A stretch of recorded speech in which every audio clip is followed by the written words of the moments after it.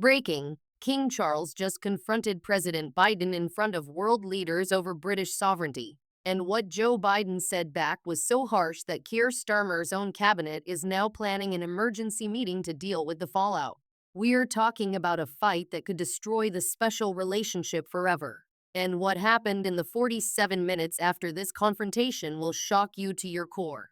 If you want to see how this diplomatic disaster unfolds, hit that subscribe button right now because what we're about to reveal has the Foreign Office in complete meltdown. Here's what sparked the constitutional crisis that nobody saw coming. At 3:17 p.m. yesterday, during a private G7 security briefing at Lancaster House, King Charles did something that broke 70 years of royal protocol.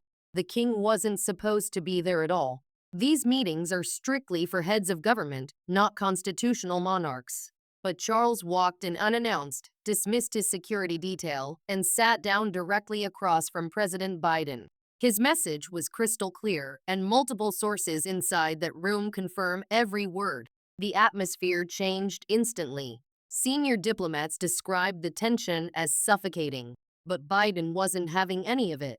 What the president did next broke every rule of diplomatic courtesy and respect for the British crown. Biden didn't just respond, he attacked. According to 3 separate officials who witnessed the exchange, Biden leaned forward, locked eyes with the king, and delivered words so cutting that Foreign Secretary David Lammy physically flinched. "Your Majesty, with all due respect, Britain doesn't set American foreign policy. Not anymore." Those days ended about 80 years ago. The room went silent. Charles' face, normally calm and diplomatic, turned visibly red, his jaw tightened. Palace insiders later described him as angrier than they'd seen in decades. What triggered this unprecedented confrontation? Biden's administration had just announced a massive military agreement with the European Union that completely bypassed Britain. No consultation, no warning, no respect for the special relationship that's defined Anglo-American relations since Churchill. The deal would station 50,000 additional U.S. troops across France, Germany, and Poland while reducing the American military footprint in Britain by 40%. For Charles, this wasn't just poor diplomacy. It was a deliberate humiliation of British sovereignty and a betrayal of the alliance that won 2 world wars. The king's response was measured but devastating. "Mr. President, Britain stood with America when the towers fell. We fought beside you in Iraq and Afghanistan. We bled with you, and this is how you repay that loyalty. By treating us like a second-tier ally while elevating nations that questioned your leadership at every turn." Sources say Biden's expression hardened. The president, known for his short temper behind closed doors, wasn't about to back down to anyone, not even the King of England. "We appreciate Britain's contributions," Biden replied coldly. "But strategic decisions are made based on current realities, not historical sentiment. The EU represents 450 million people and the world's second-largest economy. That's where American interests lie now." Those words landed like bombs. The diplomatic language couldn't hide the brutal truth. America was downgrading Britain. The special relationship, the foundation of British foreign policy for generations, was being dismantled in real time, and Charles had just been told in the most humiliating terms possible that Britain no longer mattered to Washington. But wait, because what Biden said next was even more devastating. According to a senior British intelligence officer who was monitoring the meeting remotely, Biden continued with a statement that has since been classified by both governments. "Your military bases on our soil are a courtesy, not a necessity. Your intelligence sharing, while appreciated, is no longer irreplaceable. France and Germany offer us everything Britain does, plus direct access to continental markets and a population that actually wants American partnership." The intelligence officer, speaking on condition of anonymity, told The Times that at least 4 people in that room gasped audibly. This wasn't just diplomacy. This was America openly threatening to dismantle the entire architecture of British-American cooperation. The nuclear submarine program, the Five Eyes Intelligence Alliance, the joint military operations, everything Britain has built its post-empire identity upon was suddenly on the table. And here's where it gets worse. Biden allegedly pulled out a folder containing economic projections that showed Britain's declining GDP contribution to NATO, its shrinking defense budget, and its diminished global trade position post-Brexit. He slid the folder across the table toward King Charles with one final comment that multiple sources confirm. "These are the realities we're dealing with, Your Majesty." Perhaps Britain needs to decide if it wants to be a serious partner or a nostalgic museum. The king's hands, witnesses reported, were shaking as he looked at those documents. Not from fear, but from pure rage at being lectured like a schoolboy about his own nation's capabilities. Meanwhile, British veterans who served alongside American forces in Helmand Province, in Basra, in every hellhole from the Balkans to the Middle East are watching this betrayal with absolute horror. James Fletcher, a 64-year-old former Royal Marine who lost his leg in Afghanistan, recorded a message that's now gone viral across British social media. "I fought with Americans. I bled with Americans. Some of my brothers died saving American lives. And this is how Biden repays us by spitting on our sacrifice." That clip has 4.7 million views and counting. The comments section is flooded with thousands of veterans sharing similar stories, similar rage, similar betrayal. These are men and women in their 50s, 60s, and 70s who believed in the alliance, who trusted America, who thought the bond was unbreakable. While they struggle with PTSD, with disabilities, with the aftermath of wars they fought for the special relationship, Biden casually discards Britain like yesterday's newspaper. The contrast is so visceral, so emotionally devastating that even lifelong Labor supporters are questioning whether Starmer has any backbone left. We're talking about the backbone of British identity, the generation that grew up believing Britain and America were inseparable partners.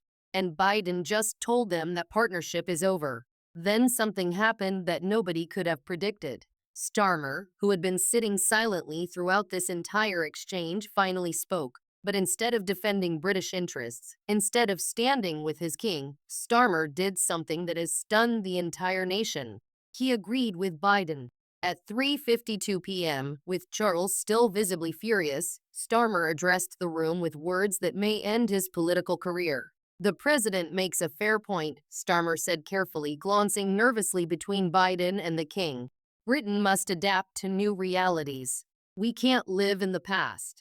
The EU relationship offers opportunities we need to explore." The silence that followed was deafening. Charles turned slowly to look at his prime minister. Multiple witnesses described the king's expression as one of complete disbelief, even betrayal. Biden, meanwhile, smiled. A small, satisfied smile that said everything. He'd just driven a wedge between the British crown and the British government, and he knew it. Palace insiders reveal that Charles left Lancaster House immediately afterward, refusing to participate in the scheduled reception. He didn't shake hands, didn't exchange pleasantries, didn't follow protocol. He walked out, climbed into his Bentley, and returned to Buckingham Palace in what aides describe as thunderous silence. The optics are absolutely catastrophic for Starmer. Within hours, the footage leaked. Not the private conversation, but video of Charles' abrupt departure, his visible anger, the complete breakdown of normal royal composure. And then came the revelation that changes everything. At 7:45 p.m. last night, an encrypted message appeared in a private WhatsApp group called Westminster Truth that includes over 200 MPs from all parties. The message contained a 14-second audio clip recorded secretly during the Lancaster House meeting. In it, you can hear Starmer's voice, slightly muffled but unmistakable, saying something to Biden after Charles left the room. "Don't worry about him, Mr. President. The monarchy doesn't control policy anymore. We'll manage the optics." The reaction was thermonuclear. MPs across the political spectrum are demanding Starmer's immediate resignation. Conservative MP Jacob Rees-Mogg called it the most treasonous statement by a British Prime Minister in modern history. Labour's own backbenches are in open revolt. One anonymous Labour MP told The Guardian, "He didn't just betray the king. He betrayed every principle Labour supposedly stands for. We're the party of British workers, British values, British sovereignty, and he just handed all of it to Biden on a silver platter." The audio clip has now been played on every major news channel, analyzed by voice recognition experts who confirm its authenticity, and shared millions of times across social media. Starmer's office issued a statement calling it doctored propaganda, but nobody believes them. The voice is his, the words are his, and the damage is catastrophic. The political earthquake that followed was instant and devastating. Within 90 minutes of the confrontation, Conservative leader Rishi Sunak issued a statement that cuts straight to the bone. Today, we witnessed a prime minister choose America's interests over Britain's dignity. Starmer's weakness has made us a laughingstock on the world stage. But that was just the opening salvo. Reform UK's Nigel Farage went nuclear, and his response has become the most shared political video in British history with over 12 million views in 24 hours.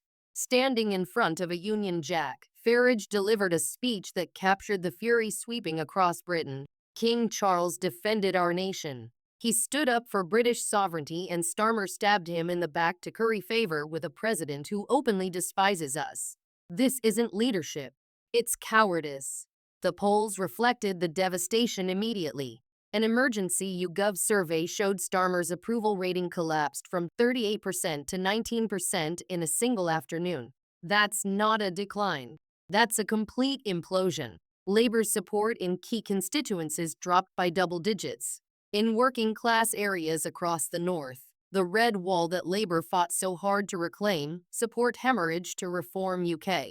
For the first time in modern polling history, Reform UK hit 31% nationally, ahead of both Labour at 23% and the Conservatives at 28%. Britain isn't just politically divided anymore. It's fractured beyond recognition. Inside number 10 Downing Street, the atmosphere can only be described as pure chaos. Ministers are shouting in hallways. Cabinet members are refusing to take calls. WhatsApp groups with names like Survival Strategy and Post-Starmer Planning have exploded with hundreds of messages plotting the Prime Minister's removal. Deputy Prime Minister Angela Rayner reportedly confronted Starmer in his office at 6:30 p.m. yesterday. Their 40-minute meeting, described by aides as a screaming match, ended with Rayner storming out and immediately calling an emergency meeting with Labour's most senior MPs. Foreign Secretary David Lammy, who was in the room during the confrontation, has gone completely silent. No interviews, no statements, no social media posts. Senior Labour sources say Lammy feels personally humiliated by Starmer's weakness and is seriously considering resignation. Defense Secretary Grant Shapps allegedly told colleagues that Starmer doesn't have the spine to lead Britain through a garden party, let alone a constitutional crisis. The knives are out, and they're aimed squarely at the Prime Minister's back. Even more damaging, former Labour Prime Minister Tony Blair weighed in with a statement that was diplomatic in language but brutal in meaning. Leadership requires defending national interests even when uncomfortable. History remembers those who stood firm, not those who accommodated decline. That wasn't advice. That was Blair writing Starmer's political obituary in real time. But here's the layer that could bring down not just Starmer, but the entire Anglo-American alliance. Leaked documents obtained by The Telegraph show that Biden's team knew exactly how this confrontation would play out.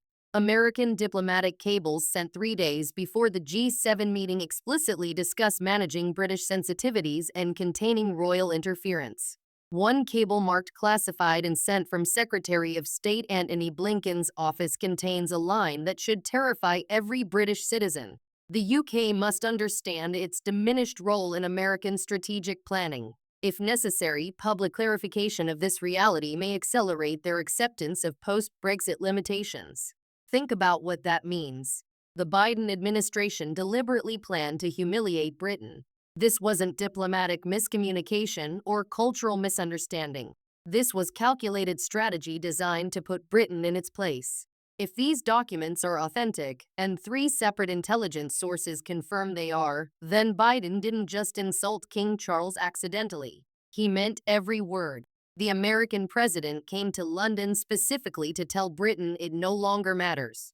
The optics of that revelation are absolutely devastating for the special relationship itself. But there's another document that hasn't been widely reported yet, and it's even more explosive. A memorandum from the National Security Council dated 2 weeks ago outlines what Biden's team calls Operation Realignment. The memo leaked to several British newspapers simultaneously this morning details a systematic plan to reduce American military cooperation with Britain while expanding partnerships with France, Germany, and even Spain. The document lists specific joint programs to be terminated, including a £3.2 billion fighter jet development project and a shared naval base initiative in Scotland. But here's the part that's causing absolute panic in Westminster. The memo explicitly states that these changes should be implemented without advanced consultation with British leadership to avoid lengthy negotiations and emotional objections.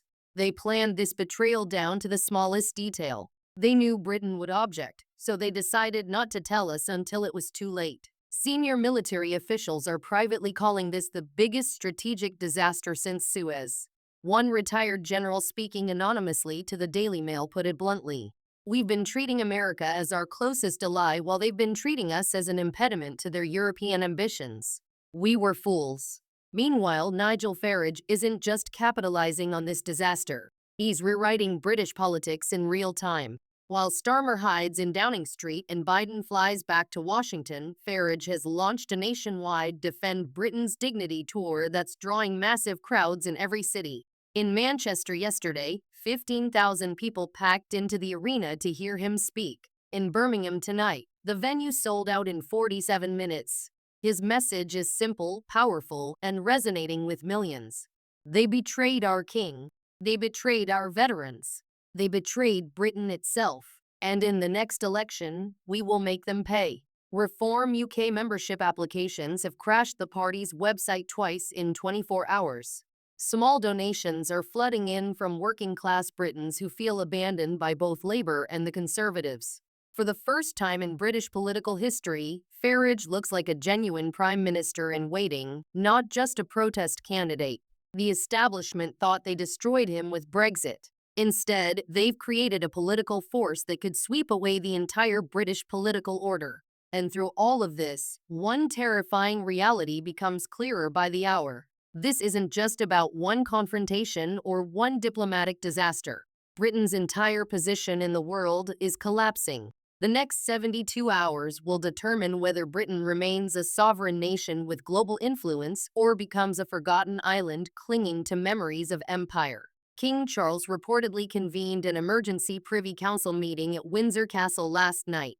The guest list included not just senior royals, but former prime ministers, military chiefs, and constitutional experts. What was discussed remains classified, but palace sources describe it as the most serious royal crisis since the abdication of Edward VI in 1936. Some whisper that abdication was mentioned again, not by Charles, but by advisors worried the monarchy itself is being dragged into political warfare it cannot win. Others claim Charles is preparing to invoke reserve powers not used in over a century, powers that could force a general election and circumvent Starmer entirely. Could the king actually dissolve parliament? The constitutional scholars are divided, but the very fact that question is being asked shows how far Britain has fallen. At its center stands Keir Starmer, who bet everything on appeasing America and has lost everything because of it. He looks isolated, desperate, and completely out of his depth. His own party is turning against him. The British people have turned against him. And King Charles, the man he humiliated in front of the world, now holds all the cards. So here's the question that will define Britain's future. Did Biden just destroy the special relationship forever? Or did Starmer destroy it by refusing to defend British sovereignty when it mattered most? And here's the bigger question. Does King Charles have the power and the will to remove a prime minister who betrayed his nation? What do you think happens next? Does Starmer survive this week, or is he finished? Does Charles stay silent, or does he fight back? And could Nigel Farage actually become the next Prime Minister of Britain? Drop your thoughts in the comments below. We read every single one because this isn't just politics anymore. This is Britain's future hanging in the balance. And if this story shocked you as much as it shocked us, share it with everyone who needs to see what's really happening in Westminster right now. The mainstream media is already trying to bury this story, but we won't let them. Subscribe and hit that notification bell because what happens in the next 48 hours will be absolutely explosive. The next chapter of this constitutional crisis could change Britain forever, and you're not going to want to miss a single moment.